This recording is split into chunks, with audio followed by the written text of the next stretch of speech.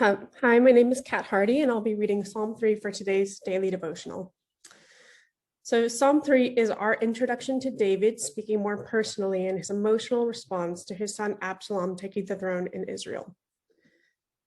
You might be thinking that when Absalom took the throne, it was in true Game of Thrones style with a massive amount of bloodshed, especially because David says here, "Lord, how many are my foes? How many rise up against me?"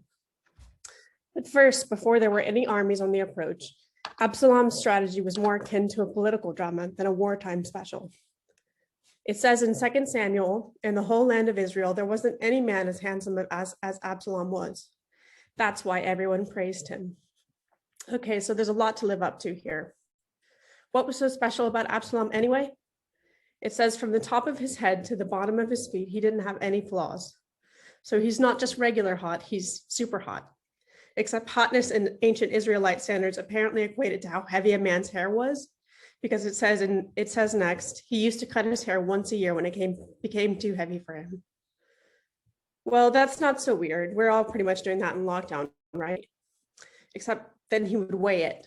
So maybe Absalom was not so normal. It weighed 5 pounds in keeping with the standard weights used in the palace. All right, so the dude has a mane. I don't see yet why that would make him a better king than David was. At least not a king worthy of David being so fearful that he would say in Psalm 3, verse 2, "Many are saying of me, God will not deliver him." From the big hair guy? Really, David? But Absalom had another talent that would win him over many hearts and minds. He could exercise good judgment. Absalom says in 2 Samuel chapter 15, verse 4, "I wish I were appointed judge in the land. Then anyone who has a case or a claim could come to me. I would make sure they were treated fairly." He did this by not only being wise, but by being charismatic. We consider it a cliche now when a politician is seen kissing a baby, but Absalom was doing that all the way back in 1020 BC. It says sometimes Absalom would bow down to him, sometimes people would approach Absalom and bow down to him. Then he would reach out his hand, he would take hold of them and kiss them. Absalom did that to all the Israelites who came to the king with their cases or claims. That's why the hearts of the people were turned towards him. Now, I don't know about you, but there have definitely been times in my life where I've had a few enemies. But my enemies weren't perfect from head to toe and incredibly popular with an entire nation. And for David, the pain was doubled because the enemy was his very own son. That's why David's trust in the Lord in verses 3-5 is so admirable, because it was all he had left. He says, "But you, Lord, are a shield around me, my glory, the one who lifts my head high. I call out to the Lord, and he answers me from his holy mountain. I lie down and sleep. I wake again because the Lord sustains me." While we may not always have enemies oppressing us, we can always take great comfort in the fact that the Lord is our shield. We can know the certainty that when we cry out, he answers. And even in something as simple as a restful sleep, we can give thanks that the Lord has sustained us. That is the fruit of faith. Though we can't see a way out, we trust in God's great sustenance, that whatever we need, God's name, Jehovah Jireh, God will provide, will ring true.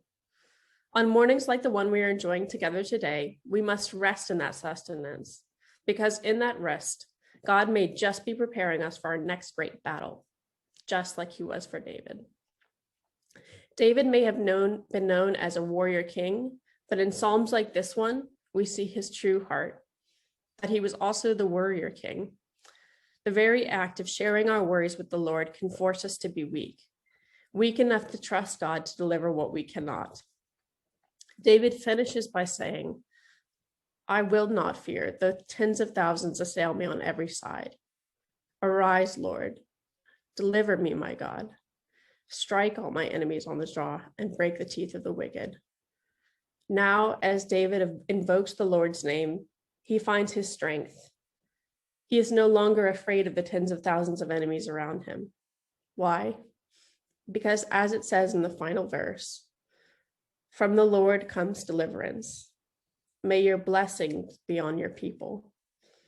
From the Lord comes deliverance. May his blessing be on all of us today.